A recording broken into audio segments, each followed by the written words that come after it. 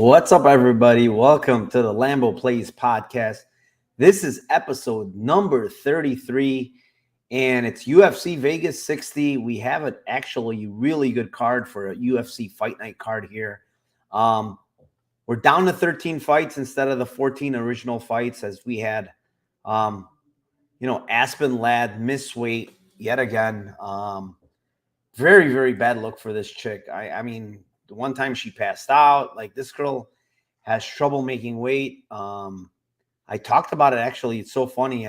Somebody asked me yesterday on Spaces, they said, which fighter do you think is going to have trouble, on the scales? And I mentioned Aspen Ladd, and Jesus Christ, she fucking did it again. And yeah, the fight is off, which I'm not too mad about because I had no action on that fight. I wanted nothing to do with that fight.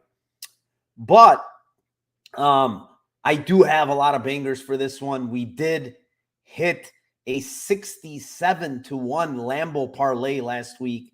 If you were on Twitter Spaces, I gave it out. It was 67-1, really juicy. Got a little lucky because we had Tululian by KO that came through. That was a good bet. We had Aldana by KO. That wasn't really a good bet, but it came through. And then we had D-Rod decision. A lot of people are saying robbery. I don't think it was a robbery, but I did have Lee winning the fight. I don't say it's a robbery, but it ended up cashing a 67-1, so I was happy about that. But enough of the bullshit. Let me bring in my guest here, my buddy, great MMA capper, great MMA bettor. What is up, my brother James? How you doing, Lucrative? How's this card looking out for you? Good? I'm doing well, brother. Thanks for having me back on. We're about to buy a couple Lambos today, or at least next week. The card's looking good. I think there's a few spots, and I'm actually a liker of props on this card, which is always good for a Lambo play, right? Because we want these big plus money numbers, and most of the time you have to look for prop bets when you want those big numbers. So I'm liking the props this weekend. So it means we might actually be able to put a down payment on something. So we'll see, my man. Let's go. I mean, I have a ton of big props on this card. I don't know how I got to all of these, but honestly, I feel really good about a lot of these. Like, I think there's a lot of value in them. Obviously, I'm not just going to play a plus 300 because it's a plus 300. I'm playing it because I believe that there's value in that number in that specific prop. So, yeah, I mean, I'm looking forward to it. I do want to shout out this chat. Daz is in here. Lou Betcha's in here. Uncle Wheezy, the man, is in here. Prince of Mischief. Nana Delal. Philip is in here. Who else? Mike Z. A bunch of them are all in here. Thank you very much. Wacky Iraqi Eagles. All the famous people here are always back. Thank you very much, guys. And with that being said, let's I think you want to move on here because we have 13 fights. And the first fight of the night, it is Nicholas Mota versus Cameron Van Camp. James, what do you got over here for this first fight? Right. I feel like just in terms of my personal pick, and first of all, I do want to go back and do a little bit more tape on this. I said it yesterday when I did a stream, did a couple of streams yesterday, and did want to go back and, just iron out some of my thoughts on this fight. There's two fights on the card where I just want to watch a little bit more tape. Not really going to have anything on them, honestly. But this was one of them. The other one was Trey Ogden fight. Just to refresh my memory and maybe if I can see anything I didn't see the first time I was taping it. But in terms of the bet, I feel like Mota probably finds the chin at some point. But we're not going to be playing Mota inside the distance at plus 120. I mean, it's very silly. Van Camp has a good advantage here in the strength or in the size. So, that can go a long way. The dude's cutting weight. Has there been any word on his weight cut? Because I've woke up a couple hours ago. He looked fine at the weigh-ins. He looked perfect. Jesus. I mean, no drawbacks. He looked fine. Yeah, it looked like he's the much bigger guy when it face-offs. He was, you could see he's the much bigger guy. Yeah. And there's actually money coming on him, which is probably warranted, considering the weight cut and stuff like that. So, look, we'll go with Van Camp. Van Camp is a kill or be killed guy, in my opinion. Motta has a chin which could potentially be shaky. We saw him rocked a couple of times in a Miller fight and then knocked out by Miller. Miller's got a decent punch power at this point in his career, but at the same time, I don't think Miller's just going to go out there and knock, hundreds of dudes out. He's more of a submission threat. So I feel like Van Camp to get it done inside the distance, currently at 300, or 285, 275. I feel like that will be my Lambo play for this one. All right. Van Camp plus 300, which is a Lambo play. I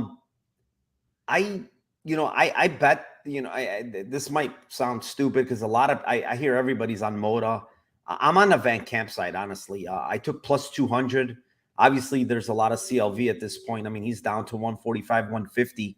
And part of my reasoning is like, Moda just, he likes to get into slugfests. And yeah, is he the cleaner striker? Yes, I do think he's the cleaner striker. He has good pop.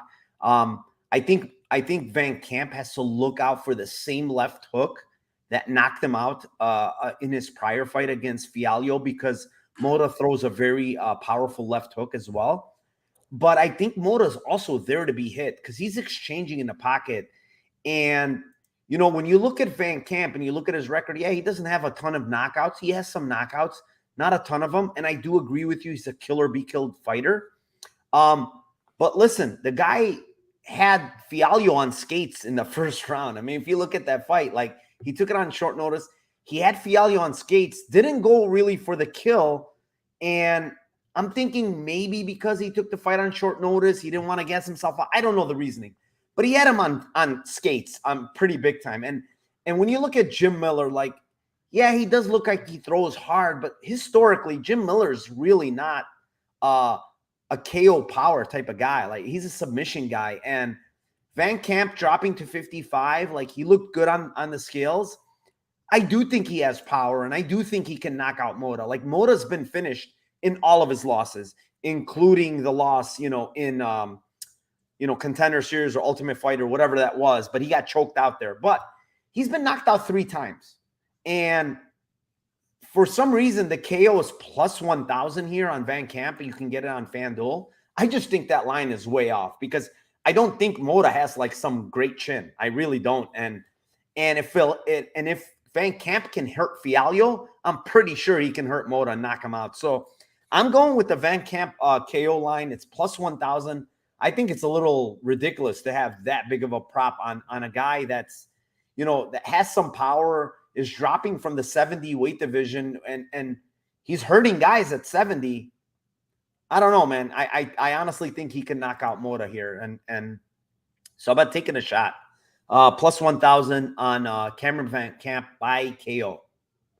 Yeah, 100% agree. That's why I played the plus 300. I just feel like he's going to go for takedowns at some point, and the guy loves to wrap up a submission, so I went a little bit conservative, but the KO is 100% in play. I agree with you. Yeah, I think he might grapple here. The only thing it gave me pause is in most of his fights, he tends to like to stand early on. And I think Moda is going to exchange early on. Like that he likes doing that shit. So, I think he's going to have a chance early.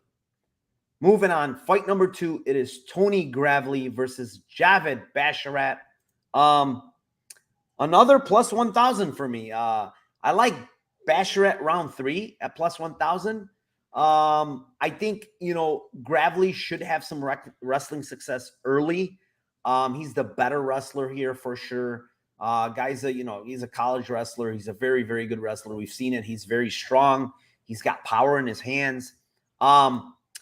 But I think Basharat is sneaky, man. Like, the guy is very athletic to me. Like, he's in and out a lot. I think Gravely can take him down, but I think Basharat's going to jump right back up, man. And he's going to make Gravely work.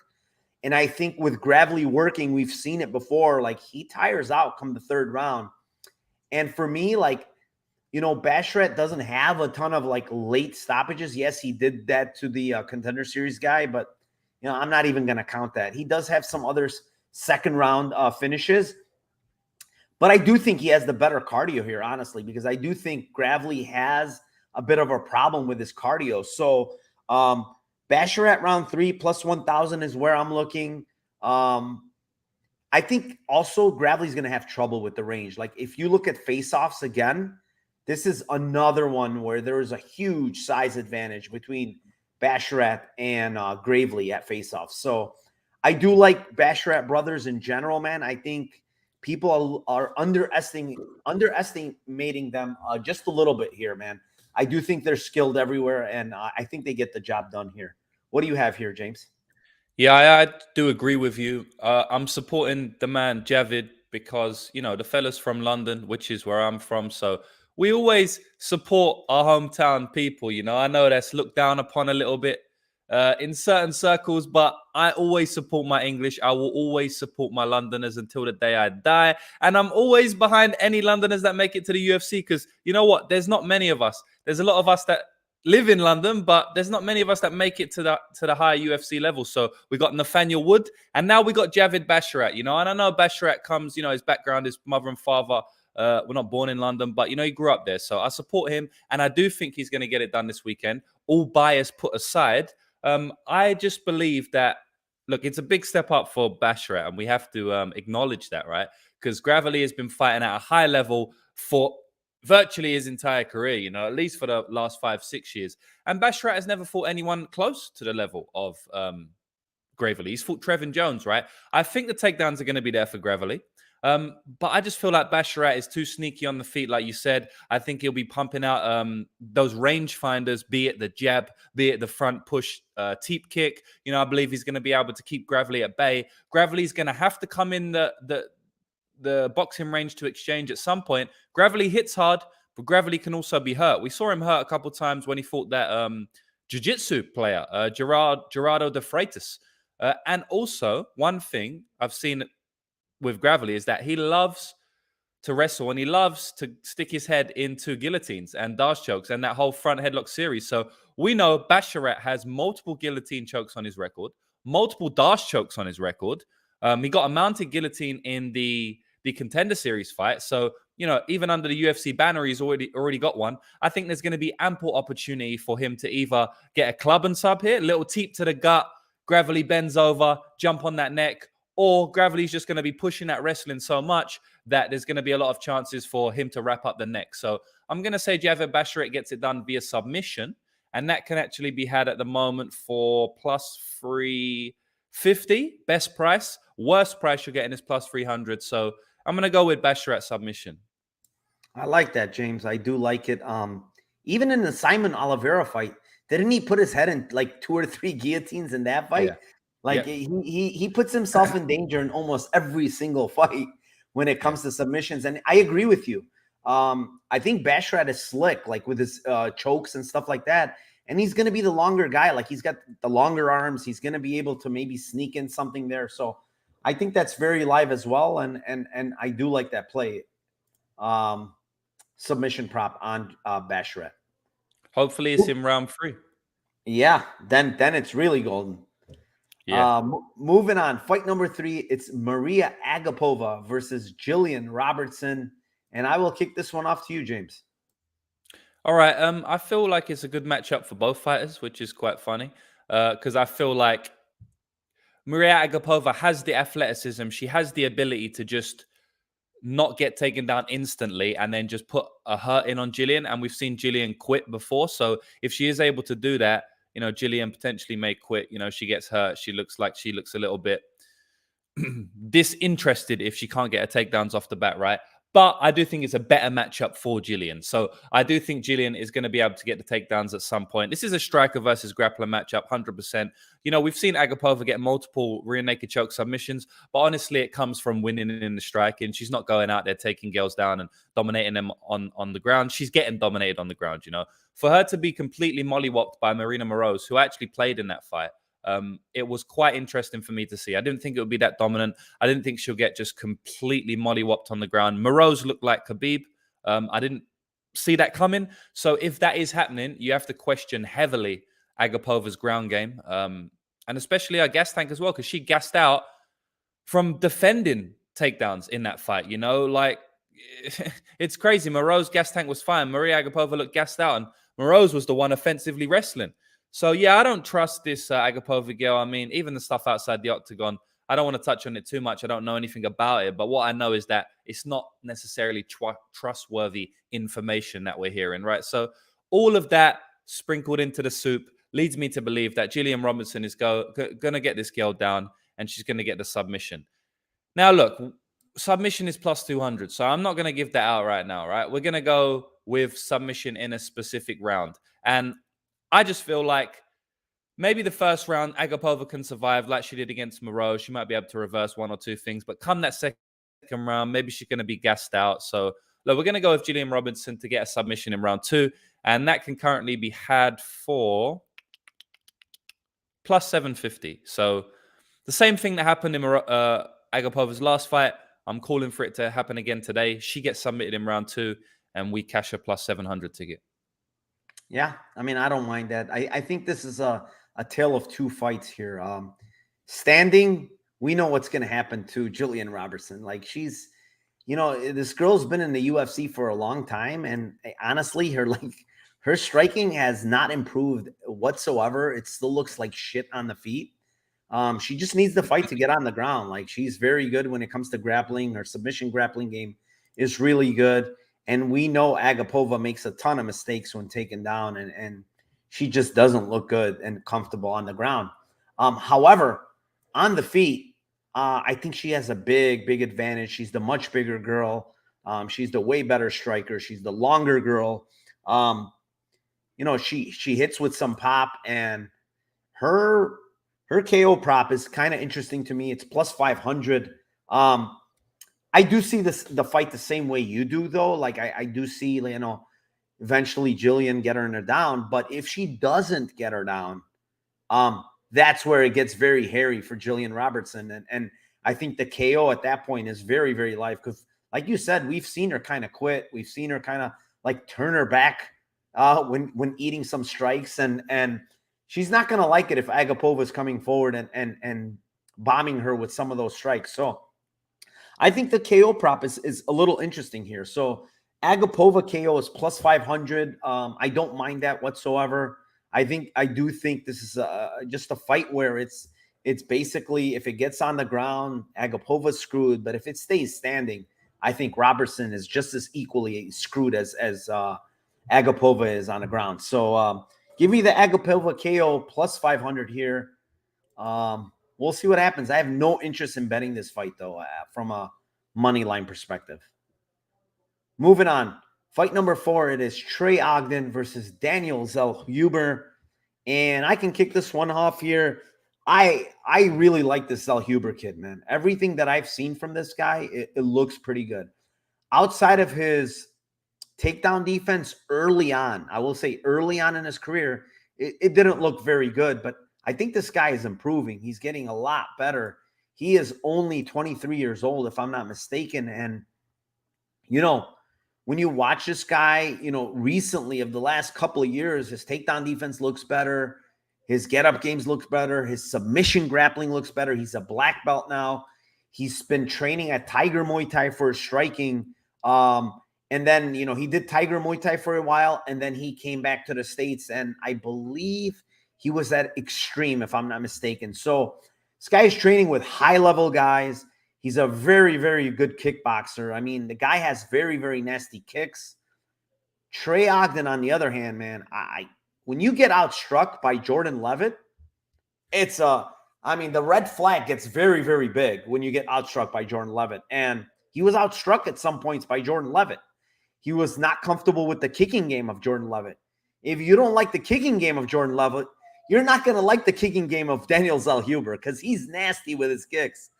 And I just feel like the other thing that's underrated with Zellhuber is his submission game. I think he has pretty good submissions when I watch some of his tape. Like, he got a calf slicer, 4 fights ago. He had a triangle choke, earlier on in his career. And in other fights, like, he's throwing up submissions when he's getting taken down. The other thing is he's so much longer than Trey Ogden. Again, at face-offs. I mean, huge size and reach advantage here. And what do we know about Trey Ogden? He's going to probably go for takedowns. He needs to go for takedowns. And I think by him going for takedown, it leaves himself open to get choked out. This guy has been already choked out. You know, Thomas Gifford choked this guy out twice. He's been submitted 3 times. I think a fourth time might be coming here against Daniel Zellhuber. And that line currently can be had at plus 1,000. If you want to get frisky, sub 2, sub 3 is 3,400 and 5,000. He's got the much better cardio, in my opinion. He's got cardio for days, this guy. And I like this guy's overall game, man. Very good chin, very good cardio, good power, very good striking. And now he has a black belt. Like, guy has everything, in my opinion. I think he destroys Trey Ogden here. What do you have here, James? Yeah, like I said, this is another fight I want to go back and have a little look at. But honestly, there's a reason I've left it until fully delving into tape, because I just don't really see too much I can do with it on the betting line. But one thing I will say is that Zellhuber has shown to start well in a lot of his fights. And also, Trey Ogden is kind of open to be hit. He's also open to be submitted. I just feel like he's not a very good fighter. Like you said, man, one of the biggest red flags in MMA is if you get outstruck by Jordan Levitt. So I think Zellhuber can probably blast through him, you know, keep the hype train going. And if he is, then you can get it done in round 1, which is plus 300. You can get it for that. You can look at 290 on some books and stuff, but Zellhuber in round 1, you know, plus 300. That's all good for me for sure. So I'll be taking that one this week. Yeah, I mean, I don't mind that either, because Trey Ogden, in all of his stoppages in the first round, in all of his stoppages, they've been in the first round. So, yeah, and Zellhuber, like you mentioned, is a fast starter. And honestly, I don't know what you think, but I love the toughness in him against Lucas Almeida. Almeida hits very damn hard. We've seen what he did to Chisano. This guy hits very damn hard, and he took everything and came back. To me, that's that's adversity. Coming back from adversity. I want to see that in a young guy like Zellhuber. Yeah, 23 years old. Like, he definitely has a solid future. I don't know much about him. I don't want to hype him up too much. I just want to see a little bit more from him. But that Almeida fight, like you said, Trezano's a solid UFC guy, and Almeida finished him in round 3, and he's got a win over Almeida, clean win. It was a great fight. That was one of the highest level contender series fight of the season. So yeah, man, I'm excited for his debut. And it happens often, you know, these big hype prospects, they come in, they get round 1 finishes when they're fighting fighters who are not that good, and the you know, like Paddy Pimblett or something, you know, the hype train keeps on going. So I reckon that could happen here. Yeah, Dixon. For me, I think he's a safe parlay piece. I really like the kid. I bet him at minus 260. So for me to lay that type of price, which I normally don't do, I laid the minus 260 on this guy because I think he's just so much better than Trey Ogden. Honestly, is trash on the feet. He's going to get killed on the feet, literally. Like, he needs like 911. He needs to call 911 and get this fight to the ground because he's going to get killed on the feet. Moving on, it is fight number 5. It is Loma Lookboonmee versus Denise Gomez. What do you have here, Lucrative? Look, this fight has the potential to be close. This fight has the potential for an upset. I just feel like Loma Lookboonmee has very low volume on the feet, which is something you never like to see in MMA. Look, she's got good elbows. She's got good clinch. She's a solid fighter. I like Loma. I've made money off Loma. I like her a lot. But I've also made money fading her against Lupita Godinez. She doesn't really like to fight dirty. She will fight dirty. She's a Muay Thai fighter. So I always like the Muay Thai fighters, you know, because I'm a Muay Thai fighter myself. And obviously she is probably at the moment the only one in the UFC displaying that true Thai style where she bounces on the foot and, you know, give one to take one and stuff like that. So I do like Loma, but in terms of, you know, a little bit lower level women's MMA, I do think Loma's a solid level, but just stylistically, she might not like fighting someone like Gomez who will come forward. She'll throw heavy hands. She may play in the pocket a little bit more than Loma likes. When it gets into the pocket, Loma really just has to clinch the elbows and the trips. which will deal with a lot of fight as well, but not everyone, you know, like I feel like Denise Gomez has a decent shot in the fight. We don't know too much about her. It's just an easy spot for me to take the underdog because it's like I'm kicking myself I didn't do it last time out. Elise Reed versus Melissa Martinez. Obviously, it's not the same thing, but stylistically, it seemed like, all right, it'll be a close fight. Pitter-patter on the feet, probably. The margins may be close. And then one girl was like plus 150. And this is kind of the same thing. I feel like the margins probably will be close. I mean, Loma could go out there and, you know, shut her out. Like, it's potential to happen. But for me, man, I'm going to take Gomez here. Gomez to win by decision is plus 330, plus 320, plus 300. So that's going to be my Lambo play for this fight. Yeah, I mean, I like it. I like that play. I do think there's a little bit of value on Gomez. I'm not playing it because I still consider this a little bit of low-level women's MMA. So I'm staying away from this. But, I mean, you make good points. One of the girls here is low volume. One of the girls here is high volume. One of the girls is a pressure fighter. The other one doesn't like to be pressured. You know, and those signs point to Gomez, right? Like you want that side if you have those advantages.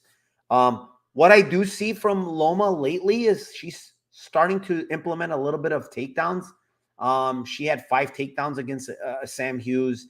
I think she even landed a takedown against Lupita Godinez, which is a little impressive. You know, and I do think this girl, Denise Gomez, she can use her aggression to get her down.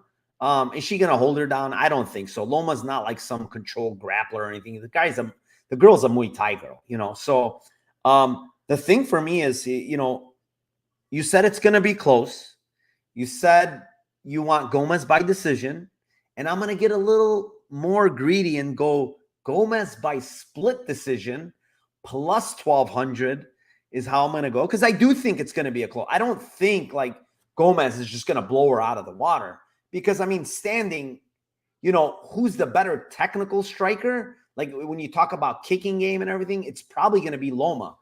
But I do think Gomez's volume and Gomez's hands might be a little better than Loma's. So give me the Gomez split decision plus 1,200. We're getting a little frisky here. But, yeah, I agree with you. I think it's dog or pass. You can't be laying 200, 215 with a girl like Loma. Like, I don't see it. Moving on. Fight number 6, it's Trevin Giles versus Louis Koski. And I can kick this one off, and this might be a hot take, and people might not like this, but I like the Koski side by KO. Round 1 is plus 1,000. Straight up KO is plus 420. And, you know, I understand, you know, Koski is, you know, he just doesn't look the part. He got finished by Paletnikov. But he also almost finished Paletnikov. Let's be honest. He blew his load there trying to finish Paletnikov, and eventually Paletnikov finished him in the 3rd round. However, the one thing I will say with this guy is, listen, however you want to crack it or however you want to say, this guy has a lot of power in his hands. I don't care what you say. Like, he knocked out Victor Reina, who's never been knocked out before. The guy has a chin, Mexican guy, fought good fighters, UFC fighters like Baeza, like Kevin Holland, and Koski knocked that guy out. Koski has power in his hands. On the other flip side is Giles is dropping to 70 for the 2nd time. In the fight against Morales, if you look at the knockout, the punch that hurt him didn't even land big. And like he dropped him. Morales dropped him like pretty bad. And to me, like, I kind of think it's a portion of this weight cut thing that's kind of taken away from his chin here. So what do we know from Koski? He's going to come out. He's going to come out throwing hammers. And the other thing is, like, Giles, for some reason, when he gets hit, he wants to throw back. Instead of like doing the right thing against Morales when he got hurt, he tried to throw back and he got knocked out. So honestly, I really think the KO is so live with Koski here. I think Koski has the way better chin. I know people are saying, oh, well, he got knocked out by Paletnikov.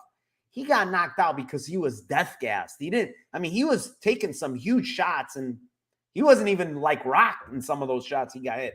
but he was death gassed at the end, and he got finished. But I think he has the better chin. He's the natural 70 pounder. And, you know, we know that this guy's dropping from 85. I do think his chin is a little compromised at 70. So I'm going to go with Koski KO plus 420. And if you want to get crazy, Koski KO 1 is plus 1,000. What do you got here, James?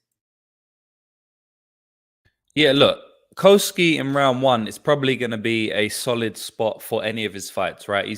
I think he's got 8 or 9 fights. He's 7-1, 8-1. All 7, 8 of his wins are in round one. Every single one. The only fight he hasn't won in round one, he lost in round 3, right? That was against Palatnikov. I actually played him in round 1 there at like plus 150.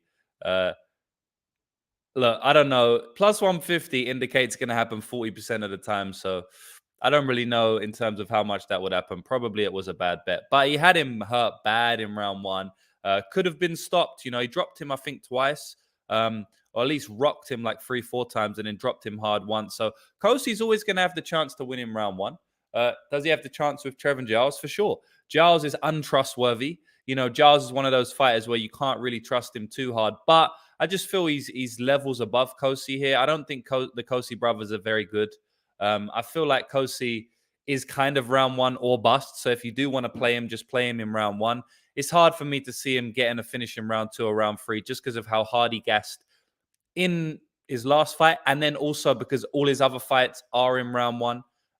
And because he's just such an explosive guy on the feet, carries a lot of muscle, short, stocky. His brother has issues with gas tank as well. So, you know, it's fairly safe for me to say that if the fight gets out of round 1 and it's not just the worst low-paced fight you've ever seen because it's a big overcorrection from Kosi's last fight, then I do think Kosi will be gassed in round 2 and round 3, right? I think Trevin Giles hits hard. I also think Trevin Giles cannot be trusted, but on the same token, I think he's faster than Kosi. I think his footwork is a lot better than Kosi. I think Kosi hits hard, but I don't think Kosi is like super athletic. And I feel like the reason why Trevin Giles got knocked out in his last fight was because, you know, Michael Morales is extremely athletic. You know, he generated power from a punch that was like 3 inches away from Giles's face. You know, the punch, he literally loaded up for 3 inches. You know, not 3 feet. And it looked like he had a bazooka in his hand. So the guy is extremely athletic. He's a freak of a man, that Michael Morales. He's 22 years old and he has a bright future. So I don't take too much away from Giles there. It did rock Morales bad in that fight as well. You know, could have had him out if he was a bit smarter, if he didn't rush in. I feel like Giles can capitalize on Kosi here just because Kosi has fought no one really in his entire career except for Reina and Palatnikov, right? Yeah, he got an early knockout of Reina, but I mean, early knockouts can happen. Obviously, we know that in MMA, right? He's taken a step up in competition here. He's never fought anyone on the level of Trevin Giles. I mean, the dude's getting beat by Sasha Palatnikov, so I think Giles is going to beat him. I think Giles is going to take him out in round 2 when he's gassed. I think it's going to be a knockout. So Giles round 2 to culminate is like plus 500, plus 550. So we'll just leave it as round 2, not TKO, because you never do know. I'm happy with the plus 550. We'll leave it there. Yeah, I mean, I agree with you. I think Giles is the much better fighter overall. Like, he's got the better striking technically. He's got the better grappling here. Yeah, I agree with you. I kind of went with a number that I think was a little bit off, around 1 KO at plus 1,000. When this guy has finished every single one of his opponents in round 1, and he had this last opponent like literally almost dead to rights in round 1. So, yeah, I mean, I agree with you in the sense that Trevin Giles is the favorite here, should be the favorite here, is the better fighter here, but a big but. I still kind of question, like, he's been knocked out in his last 2 fights. So to me, like, if you've never been knocked out in your career, like Trevin Giles, and then now finally he's been knocked out back-to-back fights, it also makes you kind of reluctant. Like, I don't know. It's something, it plays with your mind. So, but yeah, it's an interesting fight. Moving on. Fight number 7. It is Damon Jackson versus Pat Sabatini. And this should be a banger. What do you have here, James? Like, I just feel like Sabatini's kind of better than Jackson at MMA. Kind of just more. He's just better with the grappling, the jiu-jitsu game, which is also what Damon plays on. So I feel like the Damon's way to win fights are usually by grinding you out, by consistently taking you down, by wearing you out, by getting sneaky submissions. In my opinion, he's not going to be able to do that to Pat Sabatini, because Pat Sabatini is going to be a step ahead in the jiu-jitsu, the wrestling, the offensive jiu-jitsu game, all of that stuff. You know, the whole grappling end of MMA. I think Sabatini has Jackson's number in that regard. So for that reason, can't really pick Jackson here. Do like Sabatini. He's a very good fighter, man. He's going to push the pace. He's going to consistently get takedowns. I think he get takedowns here. I think on the feet is probably close. I don't really know who I favor. I need to see a little bit more of both guys. But I don't think it's going to be on the feet. I think Sabatini is going to get the takedowns. I think if Jackson gets the takedown, Sab can reverse. You know, we did see Sab taken down by TJ Laramie in the last fight, you know, early on in round one, but the pace just got to him. So we've got Sabatini right now, right? We're looking, do we want to play him by decision? Because I do think Jackson's probably good enough to stay the course. But Sabatini decision is plus 130, so we can't be going with it. So we're going to say Sabatini submission. I mean, the guy's live to get submission in any fight. Damon Jackson has been submitted before. I know he's a very good jiu-jitsu fighter, but he's been submitted before. So I think Jackson, you know, I think he could get submitted. I'm not necessarily calling it, but in terms of, you know, big plus money prop bets, you give me 4 to 1, 4.5 to 1, you know, plus 400, plus 460 on Sabatini via submission, where it probably shouldn't be that wide in most of his fights, really, because the guy's always going to be alive for a submission. He almost submitted virtually every fighter he's ever fought. So, yeah, give me Sabatini via submission at plus 600, plus 400, plus 460. I think that's a decent price. Yeah, I mean, I can't fault you for that. I think he's part of that Marquez MMA crew. They're like 16-0, 70, some fucking crazy number. They haven't been losing in the UFC, and it's been pretty crazy. But I kind of agree with almost everything you said. I think he's the better wrestler here. He's probably stronger here. He's the better submission grappler here. But like Jackson, for me, he's a weasel. He's one of those weasels that always makes fights, you know, interesting and close. And, you know, he's always going to be there. Like, it's hard to put this guy away. Like, you see Mirsad Bektic, like, fucking rinse and repeat takedowns on this guy. And eventually, you know, he got Mirsad Bektic with a choke, you know, in the third round.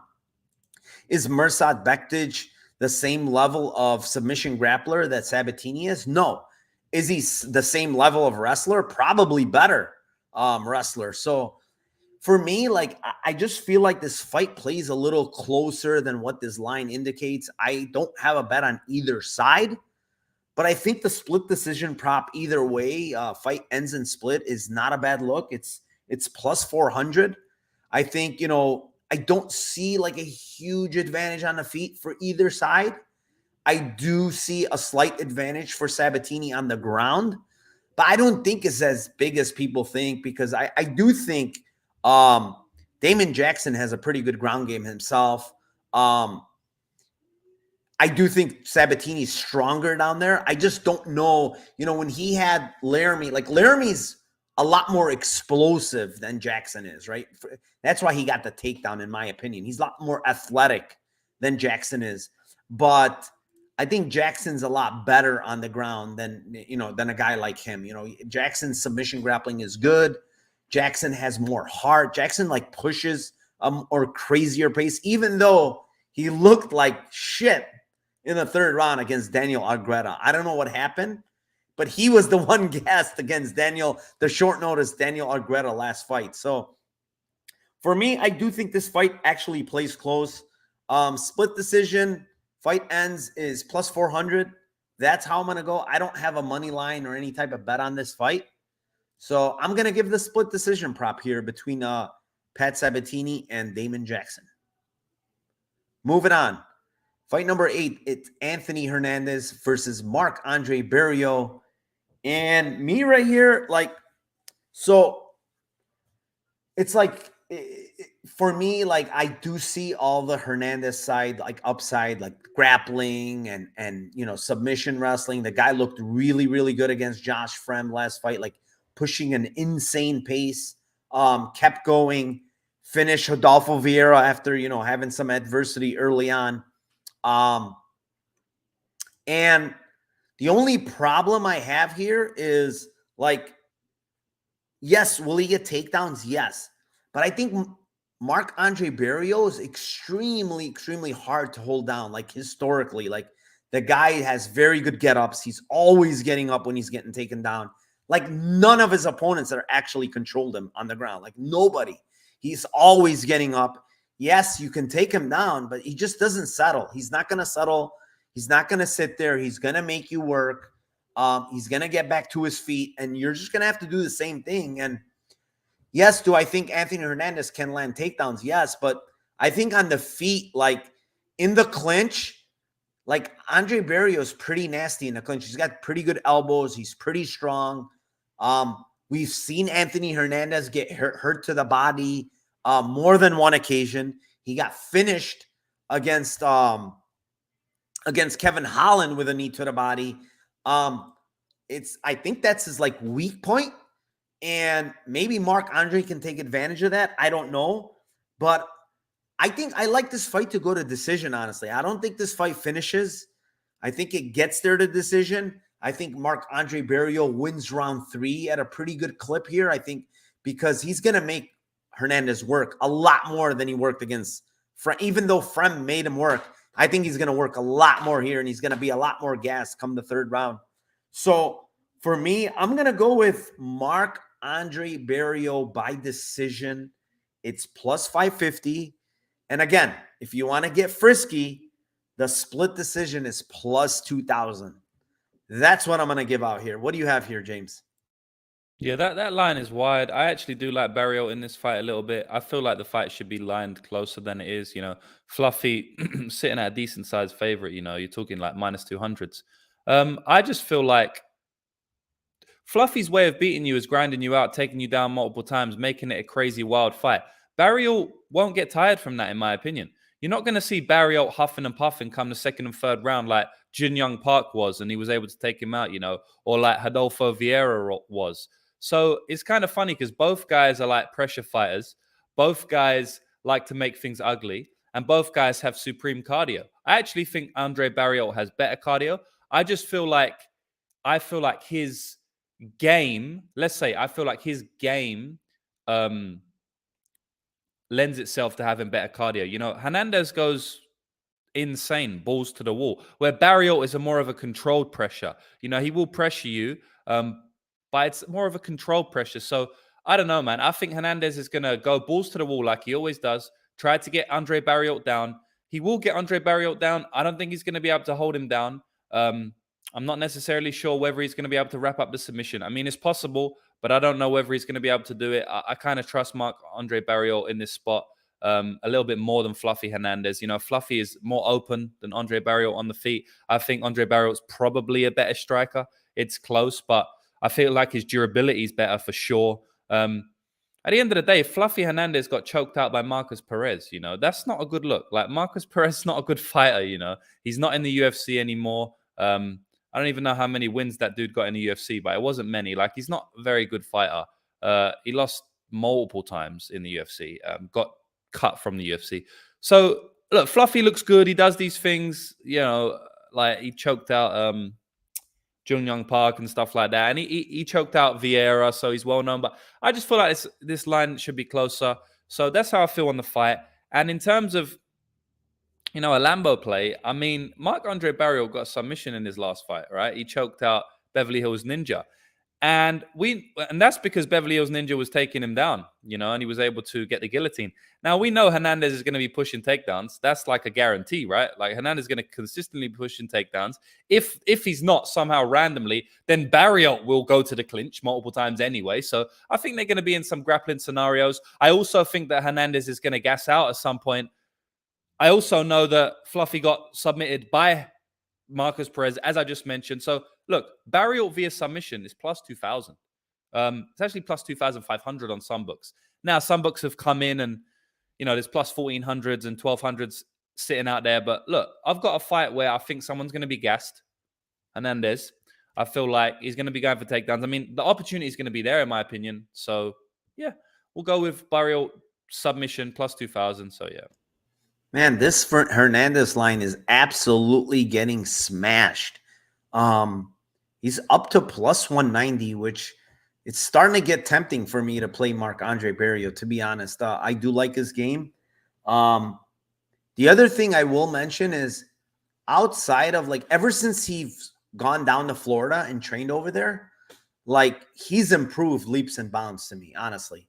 And the only loss he's had since joining there is, to me, is kind of like a fluke loss, honestly, against Njokuani, where he landed one punch to the back of the ear and, he went out. Like, yeah, I mean, yeah, he landed it, whatever. But like, to me, that doesn't really tell the story of that fight, what was going to happen, right? Like, I don't put that in much regard, a one punch knockout with 16 seconds into the fight behind the ear. Like, it means actually nothing to me. Marc-Andre Barrios could be undefeated. We don't know. Like, ever since he's gone there, he's looked really, really good in almost all of his fights. He pushes a crazy pace. He's got very, very good cardio, very good get-up game. Like, I think it's a kind of a tough matchup for Anthony Hernandez, to be honest, because Anthony Hernandez, his game is to get you down and kind of control you, not like rinse and repeat takedown after takedown after takedown, because that's making him work like crazy. So, I don't know. Maybe I get to the money line side here. I'm not sure, because this is kind of getting a little bit crazy here on the fluffy Hernandez side. And honestly, like, if he doesn't get knocked out by one punch by Njokuani, is this line really going to be this big? I don't think so. It's going to be a much closer line. I usually do a good job on like predicting line movement. Just in terms of when I get my bet down, usually the line always goes in my favor. But I actually bet Andre Barrios a couple of days ago, and the line's gone against me. So it's unusual for me to see that. I mean, when you're talking about plus 190s, man, like, Jesus Christ, I'm probably going to have to add a little bit on that myself. So, look, I'm just saying that it's a 50-50 fight, So don't even add, because the way this market looks, and I'm looking at it, like, I think it might even go up more. Like, yeah, it just seems like everybody's smashing Hernandez for some reason. It makes you wonder, but anyway. And I could see the grappling upset. I could see the takedowns, but like, no one's able to control Marc-Andre Barrios. So I don't see that aspect. Not for 15, man. Yeah. We'll see.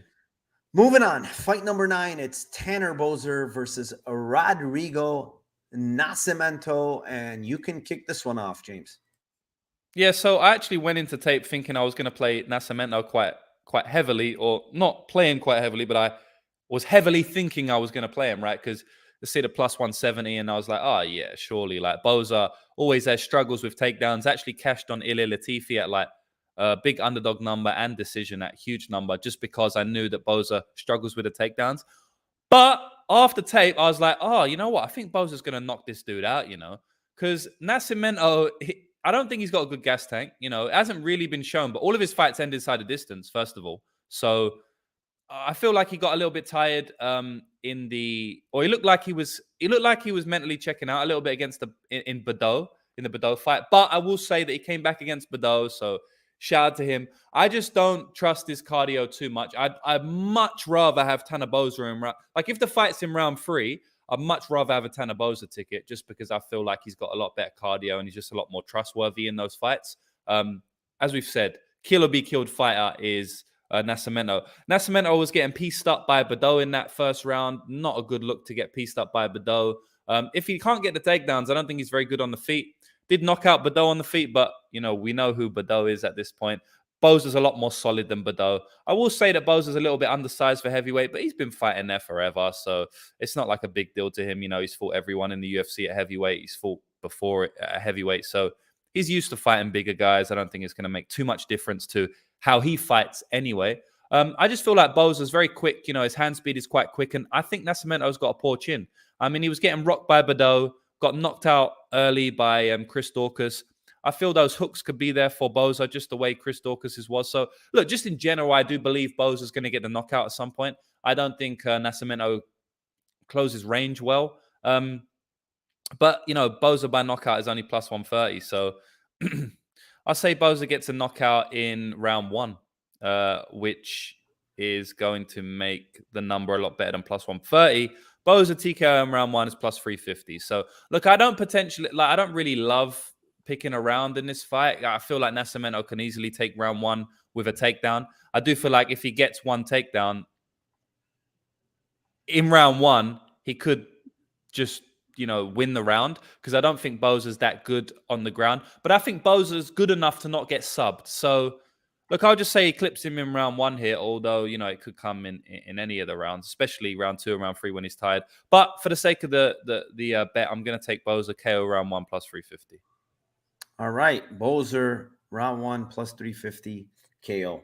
I agree with you. Like, I mean, watching this guy, Nascimento, he looks pretty bad on tape, man. He's got sloppy striking. He was getting hurt against Lambo in the first round. Props to him. He came back. He finished the fight in the second. But that's Lambo, and he gassed too as well. So you're not going to get Tanner Boser to gas in the second round. Before I even go on, what do you think of Tanner Boser's? Obviously, you didn't watch it because you were over there in Australia. You're sleeping, but Tanner Boser weighed in at 229, 11 pounds less than his last fight. What do you think of that? It's quite a lot of weight at 229. So he was 239 before? He was 240 in his last fight. Yeah. So, I mean, it's not like when you're talking about 240 to 230, it's not the same as like 160 to 150, for example, right? Because, when they weigh that much, they've obviously got a lot more to lose, right? It's a lot easier to lose 5 pounds. I don't really like what can we make of it? I don't know. I'll have to go back, and I'm on his Tapology right now. It looks like he has come in a little bit lower before. Like against Andrei Arlovsky, he was 232. Pessoa, he was 235. Yeah. So it looks like that's one of his highest weights at 240, correct? Yeah. So the last 2 fights, he came in at 240. I don't take too much from it, just seeing that he has come in around 232 before and stuff like that. So I honestly don't take too much from that. Yeah. No, the reason why I was mentioning it is not that specific, like his weight. The fact that he's given up, to a guy that's going to try to get the fight to the ground, he's given up over 30 pounds. That's the only thing. Like, it's a little bit of a concern. Like, he's going up against an actual guy that wants to get the fight to the ground. So, no, that makes sense. It's going to be risky. Like, as I said, I can definitely see Nascimento getting a takedown. Like, I'm pretty sure he'll get 1 or 2. I just don't think he's going to run through his opponent like he does in a lot of his fights. I don't think Tanner Boser is a very good defensive grappler, but I don't think he has very good takedown defense. But what I do think he has is a decent ability to stay safe on the ground. I don't think he's ever been submitted before, and he's been taken down a lot of times. He got taken down multiple times on the regional scene. He was fighting over there in ACB, which is a Russian scene, and we know they like to go for the takedowns there. So I remember considerably watching his tape for those fights multiple times, and I've seen that he can stay safe on bottom. So look, it's potential that he gets submitted in this fight as well. Money line, I wouldn't be playing anything, honestly. I think it's much better to play Boser KO than it is laying minus 160, minus 170 on Boser. It's not something I want to do. If you do want to play Boser, I say you play him inside the distance. So that's how I feel about it. Yeah, no, great breakdown. I agree with some points. I'm just going to go contrarian a little here. Nascimento I agree with you. Like, he's a killer, be killed type of fighter. It seems like throughout his career, like I don't think he's ever been the decision. But like, I also don't think like Tanner Boser is like some big puncher either. Like, yeah, he does have some power, but again, this guy's been to decision 16 times. I mean, he's been to decision an awful lot for a heavyweight, right? I'm going with Boser decision plus 380. I think maybe this guy can have success early, Nascimento, but as the fight goes on, I think Boser kind of takes over. Can he finish him? Yes. I mean, decision is kind of like I said, it's a contrarian type of play, but I wouldn't mind like taking Boser round 3, either like round 3 decision, maybe. Round 3, Boser is 1,100. You don't even mess with the KO, because round 3 Boser is 1,100, but round 3 KO is 850. How does that work? That's crazy. All right. Well, yeah, just take round 3 if you're gonna. Don't mess around with like submission or KO because it's obviously giving a better price. So, um, yeah, I mean, I think Bozer's the clear side here. Nascimento to me just doesn't look very good. He doesn't even have very good wrestling. Like it's mostly like a trip game. Like when he wants to get a body lock, trip you down or something, and it's not going to be very easy against Bozer because Bozer is pretty fleet of foot, like on standing. Like he's pretty good. The only slight worry is he throws a lot of kicks. Maybe he gets like a kick caught and gets taken down. That's also possible. But yeah, I clearly like the Tanner Bozer side here. I think he's the much, much better heavyweight. Moving on. Fight number 10. Speaking of good guys, it's our buddy Alan Amadovsky versus Joseph Pfeiffer. And honestly, to me, they're giving Pfeiffer kind of like a layup here. Like Amadovsky just doesn't look the part. He looks pretty bad. I think he needed the curtain today to make weight. He did make weight, but he needed the actual curtain. I mean, what's there to say about this guy? Like he got knocked out, like basically knocked out, then choked out by Holmes. He got flatlined by Phillips. Joseph Pfeiffer hits very, very damn hard. Has very good wrestling. Has good jujitsu. Is the better fighter everywhere. Is the bigger fighter. Pfeiffer submission 500. I'll take it. Yeah, I'm on the same.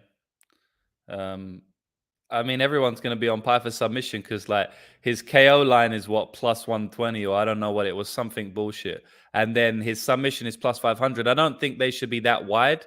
And I hate playing those because sometimes you play those and then they get the KO and you're like, oh, I should have just took inside the distance. But this is not the case. I don't know. Look, maybe you hedge like some inside and then some by submission. I do think Pfeiffer's going to get the finish here. Look, he's going to go for takedowns. He's much stronger. He goes for takedowns in a lot of his fights. I feel like on the feet, like Amadovsky's got his best chance, right? If Amadovsky, he hits very hard, Amadovsky, he does, he does swing. He does hit hard. He's got multiple knockouts on his record, early knockouts. Like he definitely does hit hard. So Pfeiffer probably shouldn't give him his best chance and, fight on the feet. I don't know whether he's going to, but like smart would be just to take him down and choke him out. I think he can do that instantly. I think Amadovsky is, bad takedown defense, bad on the ground. But at the end of the day, he gets hurt in every single fight, on the feet. So obviously it could be a round 1 knockout. Maybe you go round 1, but that's not a Lambo play. So submission in round 1. Let's even make it even better than that. Because look, is Amadovsky really getting to a round 2 here? Pfeiffer is the type of fighter where he kind of will go balls to the wall. I think it was the round 2 finish in the last fight, but he almost had a round 1 finish there, and it was almost a submission. So let's say he recorrects course here, and he does get the submission in round 1. So that's what I'm going for. So submission in round 1. 1,000. What are we saying? Plus 1,000. Oh, jeez. I mean, that's solid. So we're gonna go for the plus 1,000 there. 10-1 submission in round 1. Let's go. Not bad at all. Not bad. I kind of feel like I don't know how you feel. I'm not a big narrative person, all this stuff, but if you remember in the Contender Series, the only guy that got the contract that week was Pfeiffer, right? And I don't know if you remember Dana White saying, you got to be like Pfeiffer, right? And then they first fight, they give him Amadovsky. Like, I think doesn't it feel like they're rewarding him kind of in a sense? I don't know. That's how I feel. Like you literally probably gave him one of the worst fighters at 85. And like, here you go for your first fight in the UFC. Yeah, it's almost as if they didn't cut Amadovsky just to give him the Pfeiffer fight, just to feed Pfeiffer. Kidding. I'm not kidding. He's 0-3. He got finished in round 1 twice by 2 of the worst fighters in the UFC. One of them's not even in the UFC anymore. Joseph Holmes and John Phillips. John Phillips got 1 win in the UFC. It's against Alan Amadovsky. And Joseph Holmes, I mean, the guy's not good, So the guy got beat by Jamie Pickett. So I mean, I'm not a big narrative guy, but if you're gonna tell me this was like, what was this? The match made in heaven or what? Joseph Pfeiffer is the only one that got shouted out in the first week. And then they said, here you go at 185. Take a guy that was supposed to be cut that's absolutely horrendous everywhere, and you can just roll over him. So, yeah, I don't know. Moving on. It is a banger of a fight. I'm really interested in this one. It's fight number 11. I want to hear your take. Andre Fili versus Bill Algeo. And what do you have here? I think Andre Fili's kind of like better in almost every aspect, and then where he's not better, he's kind of on par with him. I'd say the two advantages for Algeo is the volume. You know, he's got the clear volume upside, and then he has the grit, determination, chin. You know that all that muddled into one. Definitely the chin as well, though. That upside as well. So, you know, there are some advantages for Algeo, but I think every other advantage is for Fili. I think he's got the takedown upside. Um, I think he has better fight IQ, honestly. I know Fili's not trustworthy, but I don't think it's from his fight IQ, honestly. Now, I have to question the fight IQ a little bit because in the Jourdain fight, he should have just pushed grappling the whole fight and he didn't. He wanted to stand on the feet. So that's a little bit silly. But in general, I think he's the better striker, the better technical striker. I think he suppresses volume very well. I think he's fought the higher level of competition. I think if Fili comes in at his best, then I think, you know, he can beat Bill Algeo pretty solidly here. But Algeo's a dog, man, and Algeo will fight. So you never really do know. In terms of the Lambo play, man, the thing is, I like the Fili side here. And then at the same time, I just don't think he's going to finish Algeo. So it's tough, man, because Fili decision is like plus 175. But You don't always have to give one, James. It's okay. You can give a Toyota Corolla play. We don't mind here. yeah, all right. Yeah, What one Corolla for the boys? I don't like doing this, you know. I think I scolded you guys for doing it last time. Can I really do it? You know what, man? It doesn't matter. Look, I feel like Fili's going to get the win, right? And I feel like he's going to win by decision. So I've already told you guys what I think's going to happen, okay? Like, I'm not going to say no much more about that. You can bet on what you decide. But at the end of the day, this is Lambo plays, man. I can't come here and give a Toyota Corolla. That will just go against my morals. That will go against the show. Someone said it in the chat. Bill Algeo in round 3. Yeah, that's plus 2,200. You hedge that with my Corolla play, and you can get something in the middle, maybe a Mercedes or something. Because Algeo round 3 is plus 2,000. I do feel like he is a motherfucker in round 3. He's always going to be pushing in round 3. I feel like there's a chance where Fili tries to grapple him, and Algeo just keeps getting back to his feet, so he is gassed. So Algeo in round 3 is the Lambo play, but, you know, we hedge it with the Fili decision, and, you know, we get something in the middle. Yeah.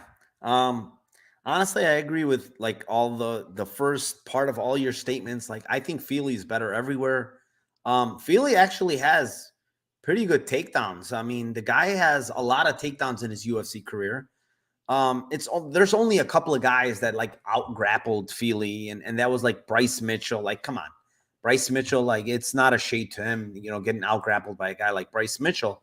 But with Bill Algeo, like, you know, does he pump out more volume? Yes. Is he the better technical guy? Absolutely not. Does he get taken down a lot? Absolutely yes. I mean, Ricardo Ramos took this guy down 8 times. Like, Fili can absolutely do the same thing if he wants to. And I just think, like, honestly, if Fili doesn't get knocked out by Joe Anderson Brito last fight, like the way he did, I think this line's a lot bigger than what it is right now. I think you're getting a buy low spot, in my opinion, on Andre Fili here. I think he's the better fighter. Is Algeo gritty? Is he tough? Yes, but he just doesn't have the skills that Andre Fili has. Like, the better MMA skills are all on the Fili side, in my opinion. What Algeo has are like some intangibles that are better. Cardio, toughness. Yeah, I agree with that. But when you're talking about skill for skill, like, Andre Fili's much better here. He's fought, and beat much better. I mean, he's got a win over Charles Jourdain. Guy's fought very, very good fighters, gotten a decision against Calvin Kattar. I mean, you name it, you know. He's fought good fighters. He's gone to decision and fought close against a lot of these good fighters. I just feel like Algeo is like, he is like a kind of like a gatekeeper type of guy for me. Like, yeah, he beat Herbert Burns, big damn deal. Like, Herbert Burns he beat himself. He was dead already. Herbert Burns was dead already by himself. I mean, if you look, I don't think you've ever seen this, James. Maybe you have. Correct me if I'm wrong. Have you ever seen a finish by exhaustion from damage? I've never seen that before, but it's I've on seen good. it.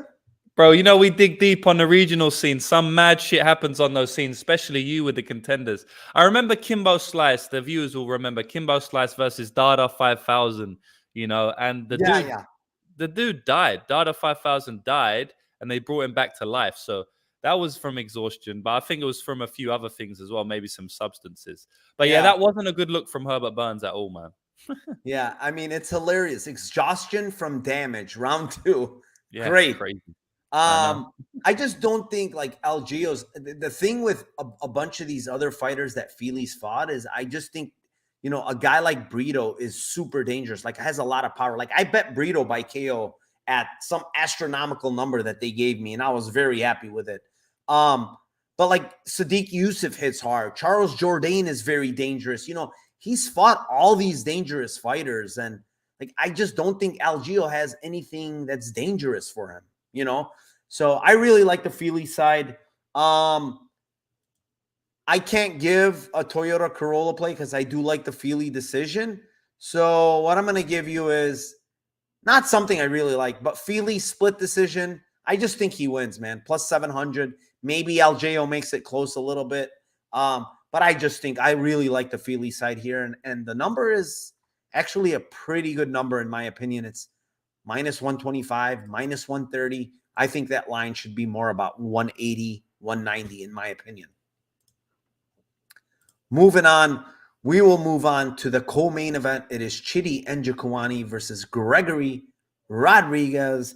And I can kick this one off. I guess I'm going back to the stupid well that keeps burning me, and it keeps burning me. And you probably know what I'm talking about. It is the Rodriguez submission well. It is plus 500. I mean, like, it's like they're constantly teasing me with this Rodriguez submission numbers, and like he's going for some sub, like he went for a sub against Armin Petrosian. He's like way better grappler here, even though, you know, Chidi Njokuani has a black belt. I mean, come on, there's different types of black belts, and we know that. So Rodriguez, I think he should get this fight to the ground. It is important for him to get this fight because, yeah, is he a good striker? Yeah, he's improved. Yeah, you know, he's got power in his hands, but you don't really want to give that game to Njokuani because I think he's the more technical guy. He's the longer guy. He is, you know, I do think he's the faster guy. So I think Rodriguez needs to get this fight to the ground. And with that being said, submission prop plus 500. Sign me up again, man. Shame on me, but sign me up again, James. What do you got? Yeah, I was on it against Petrosian. I'm like, man, this dude just needs to get 1 or 2 takedowns and like he's won, you know. He put that Sulov stretch in, and I'm like, the way he took his back was beautiful. I'm like, oh damn, this is gonna be a epic way to win a submission prop. But then he goes to a decision. He lost that fight, but I think he deserved to win the fight. So does most people there. So really, he should be on a solid win streak. I've won a lot of money off Gregory Rodriguez.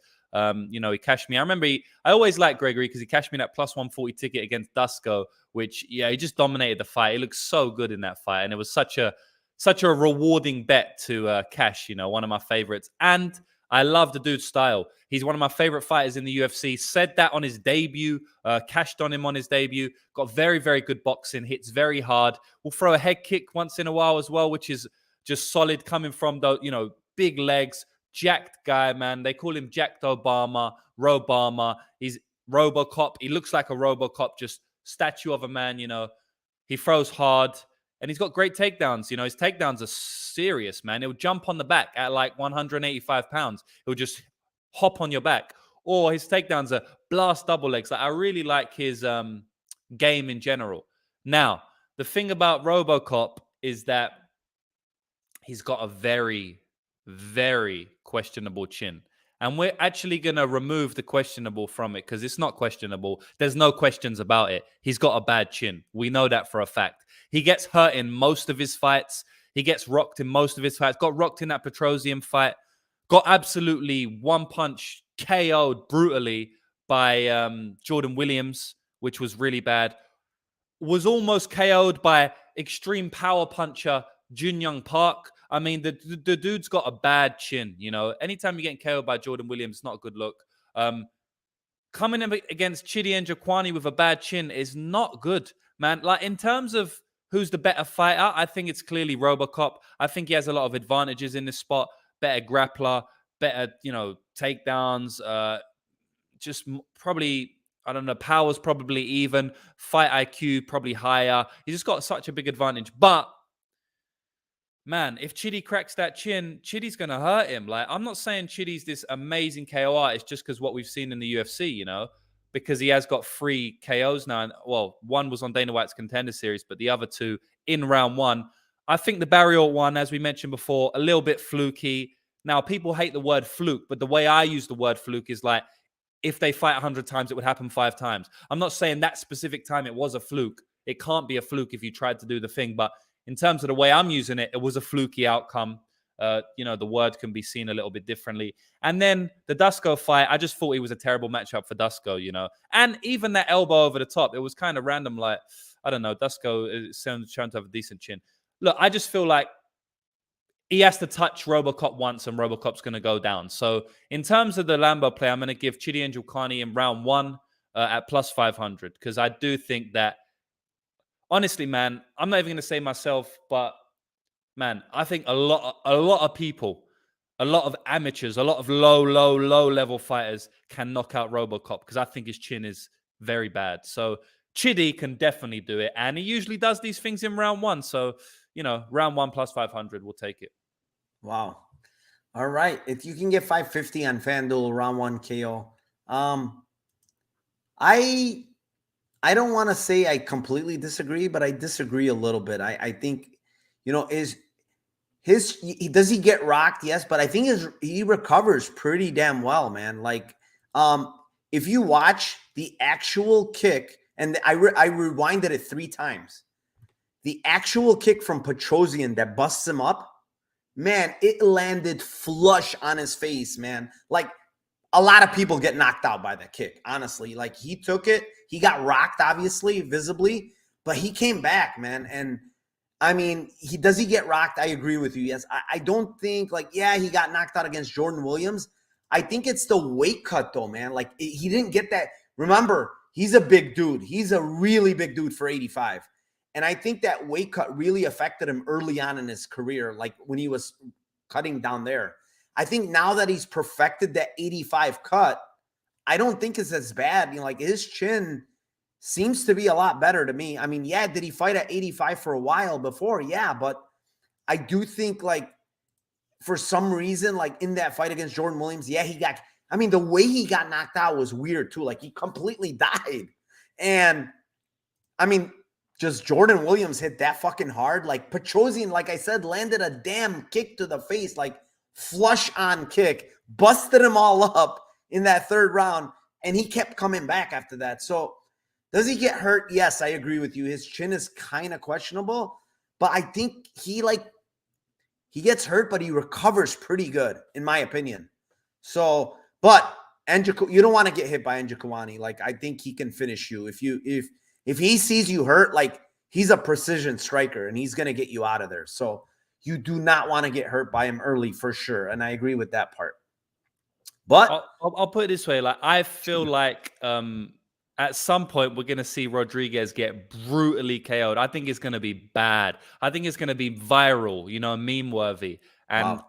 I think it might even happen this weekend. At some point, if it doesn't happen this weekend, it's going to happen. Believe you me, man. The way he reacts to shots. He likes trading too. That's another thing. That's the thing. Yeah. Like, he likes to actually sit in the pocket and wing like big hooks. And if you're winging, like you did kickboxing, I did boxing. When you're throwing a left hook and you're not seeing another left hook coming and it lands, you're probably going to go out. Most people are going to go out because it's the punches that you don't see that are going to knock you out. The ones that you can brace for usually don't knock you out. The ones you don't see are the ones that are going to knock you out. So, and he every fight, as you said, every fight he just trades in the pocket. He's got this big grappling advantage over everyone he fights, and you know, 80% of the fight he's not grappling at all. I mean, it's crazy. So the guy loves fighting on the feet. He just got a brutal knockout over Julian Marquez. He just loves swinging in the pocket. So you I can't said keep it doing that yesterday. and not get knocked out. Yeah, I said it yesterday on Spaces. Like, if you look at his fights, even against Petrosian, right, for instance, like, okay, you're thinking, here's the game plan. You're going in against a guy that's a world-class kickboxer that clearly is the longer guy, has the better striker than you do, right? Yeah. Let's take this guy down because he's not a very good grappler, right? No. He fucking decides to bang with this guy for, 2 rounds before he shoots a takedown. Like, it's mind-boggling to me. I kind of think, honestly, James, and I don't know how you feel, I kind of think he knows that if he wrestles pretty early, he's going to gas, so he doesn't do it. Yeah, because his cardio isn't all that either. I think he's got cardio issues as well. So, I agree with you completely. I think that's exactly the reason. Yep. All right. Before I move on to the main event, there is 77 of you in here. Thank you very, very much. Thank you to my guest as he's bringing in a bunch of people in my show. I love it. Thank you to all of you in chat, because without you guys, this show wouldn't be here, and I appreciate each and every one of you. Please do me one favor. Hit the like. Hit the subscribe button. Lucrative has all his information down below. His Twitter page, his Instagram, his actual Lucrative MMA page. So go visit it. Dude is a very, very sharp bettor and has been winning for years in MMA. With that being said, we will move on to the main event of the night. It is Corey Sandhagen versus Yadong Song, or Song Yadong, however you want to say it. James, go ahead and kick this one off for us. This is a great fight, man. Anytime Corey fights, I'm interested. Anytime Song fights, I'm interested. So if they're fighting against each other, I'm for sure interested. It's kind of hard for me to get behind any type of bet on this fight, just because there's a few unknowns, in my opinion.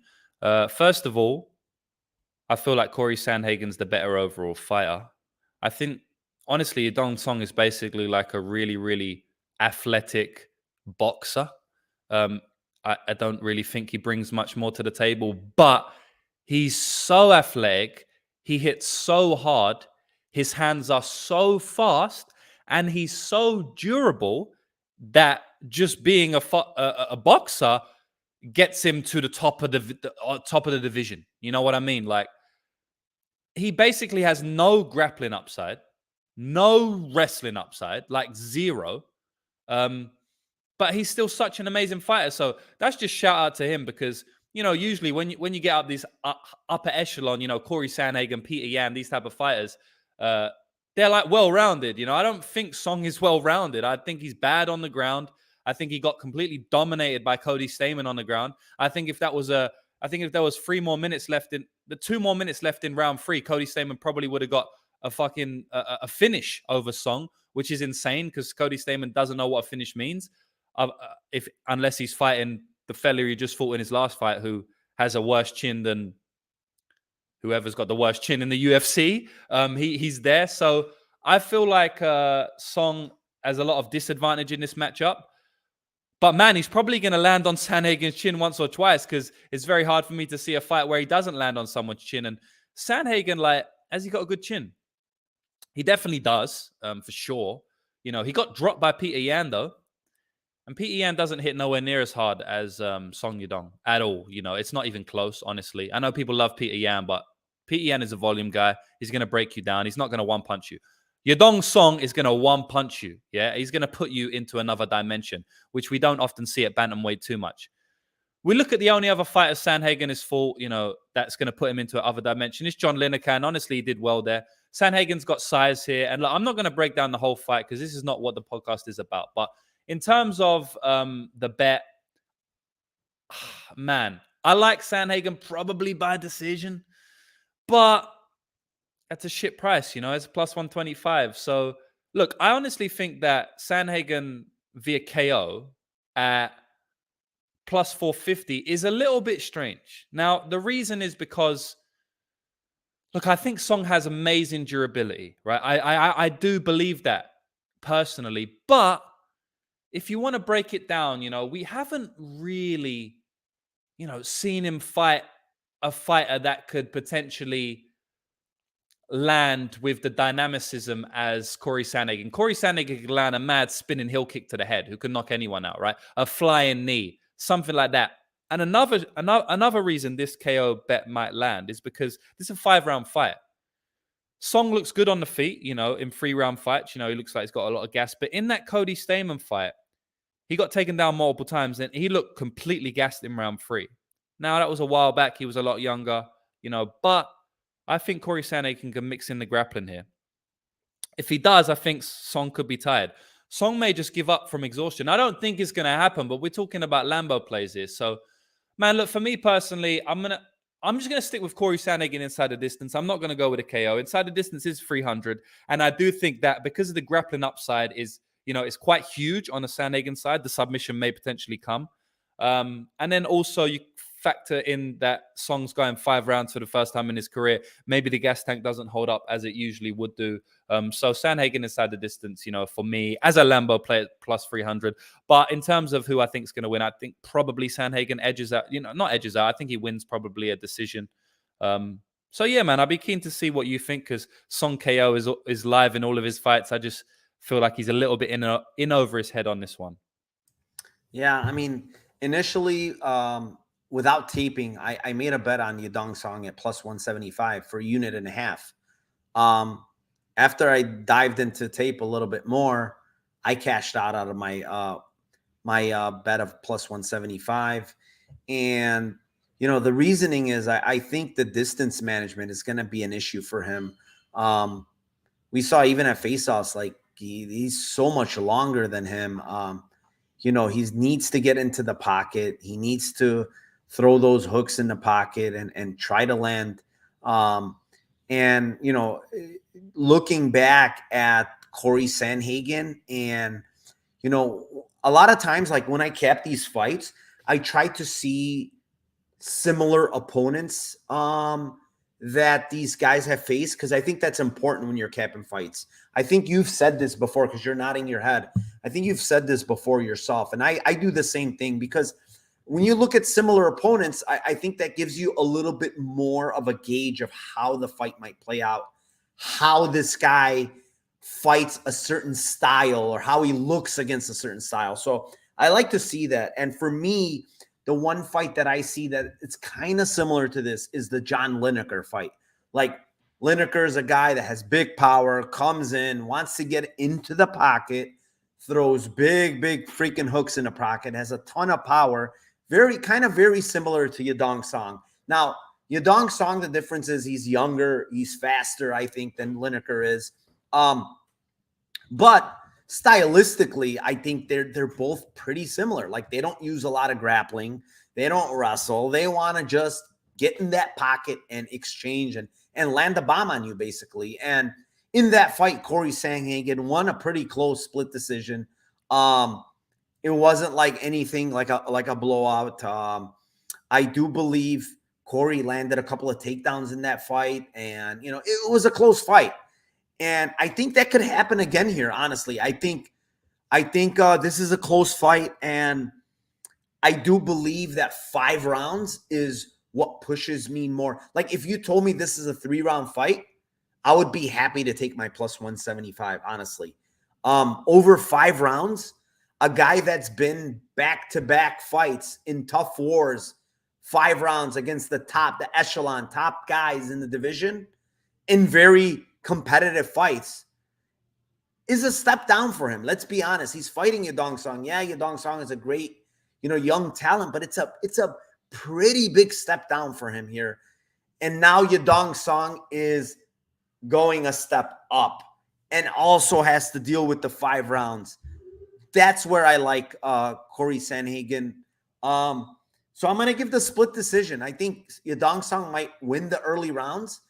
And honestly, I do think like a live spot here on Sandhagen might be good, depending on how the fight plays out. But I kind of feel like Yadong Song is going to be good early, but is going to fade late, to be honest. And plus 700 on Corey Sandhagen by split is what I'm going to give. Not something I love because I do think he can win a unanimous decision, but that's the only Lambo play that really stuck out to me. I mean, can Corey land a flying knee? Yeah, but what's the percentage of that? Like, I don't think it's very big. I don't think he can hurt Yadong Song with his hands. I think it's got to be like a kick or a knee or something like that for him to hurt Song, because I do think Song has a crazy, crazy chin. But yeah, guys, I think that's it. All 13 fights we went through. Had a blast here with my buddy James, one of the best out there. I love having him on my show. I always ask him to come on. I really appreciate his insight. I learned a lot from him. I mean, historically, and he's helped me a lot. So, James, the floor is yours now, buddy. Thank you very much. Tell them what you have going on, where they can find your site, and what else you have going. Go ahead. Yeah, I appreciate that, buddy.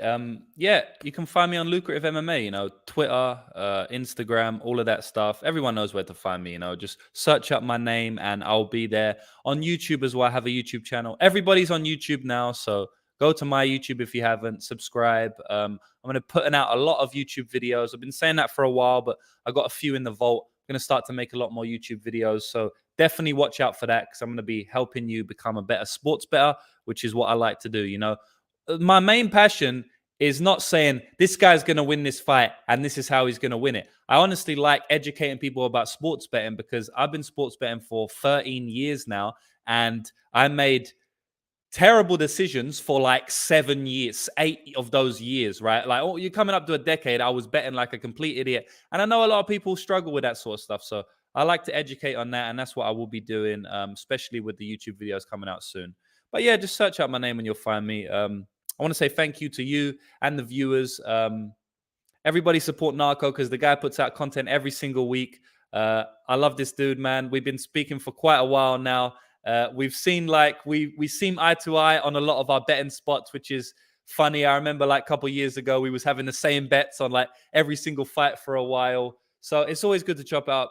You know, I've always got time for you, and I appreciate you allowing me on to your YouTube channel today. So thanks for having me again, my man. Hopefully we can do it Anytime, again. my brother. We appreciate you.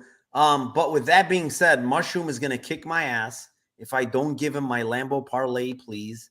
He's always gonna go on there and say, last week, James, we hit a 67-1 Lambo parlay that I gave out on Spaces. I hit it. It was great. It was a great feeling because I didn't have a winning week when it comes to my track bets, but I had a big winning week when it comes to my my Lambo bets. So for me, I will kick one off for you, Mushroom here. I actually like the Koski KO plus 420, the Pfeiffer sub plus 500, and the Agapova KO plus 500. I think that pays like 187-1. I'm going a little crazy there. So yeah, I mean, that's what I'm going to give out. Do you have one, James, by any chance? Yeah, of course I got one. I got one Oh, for the look at boys that. Do you and the see that, girls. Mushroom? He got one ready for you too. What you Well, can't complain anymore, Mushroom. I mean, I am actually making up right now, but I'm gonna give All you right. the exact. I'm gonna give you the exact price, right? So we got Andre Barrial, just his money line. Okay, we take him at market wide. So I always tip the market average odds, right? Like in terms of my handicapping service, I always tip whatever's average market wide, because there's all different lines. I don't pick one book, the best book, and say, I'm just going to tip from this book, you know, like a lot of people do. So let's say market average, what we saying? Andre Barrios, it's about plus 175 now. It's about that, right? Yeah, I mean, we got 190 somewhere, 180. Yeah, I think 175 is very fair. Yeah. All right. So we'll take Mark Andre Barrios. We'll do a 3-leg parlay. We will take Basharat inside the distance plus one. No. We'll take Basharat submission. That's what I said. I think that was about plus 300. Might have been a little bit more. It's higher than that. I think it was Okay. like plus. I'm gonna look at it right now. Go ahead to your next one. I'll find it. Okay. His sub prop, yeah, plus 350. All right. And now my I'm entering them for you. Let's see what we got here. So plus 175, plus 350. Yep. And then one more. We will go with Njokwani, inside the distance, plus 190. All right. Those three. Yeah, M. Jaquani. Okay, plus 9. That will give you, so it's 30, almost 35 to 1 right there. Yeah. Not bad at all. There you go, Mushroom. 35 to 1. I got mine was 186 to 1. A little crazy, but hey, maybe we can go back to back. Listen, that's the second one I've hit this year. The other one, I believe, was 86 to 1, and this one was 67 to 1. So that's two. If I can do, comes in waves. Yeah, if I can do 2 in a year, I think I'm going to be way ahead there. So, yeah, I'll throw some change on it. I'll throw some change on both of our ones, just for the fun of it. I'm doing yours as well. As well. So, thank you very, very much again. Thank you to everybody in chat.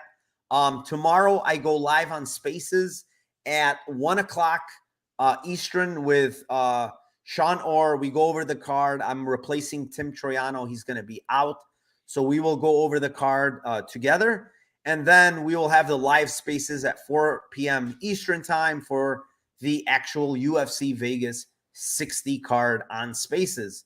So yeah, guys, thank you very, very much. Thank you very much to my guest. And you guys, let's cash some tickets tomorrow.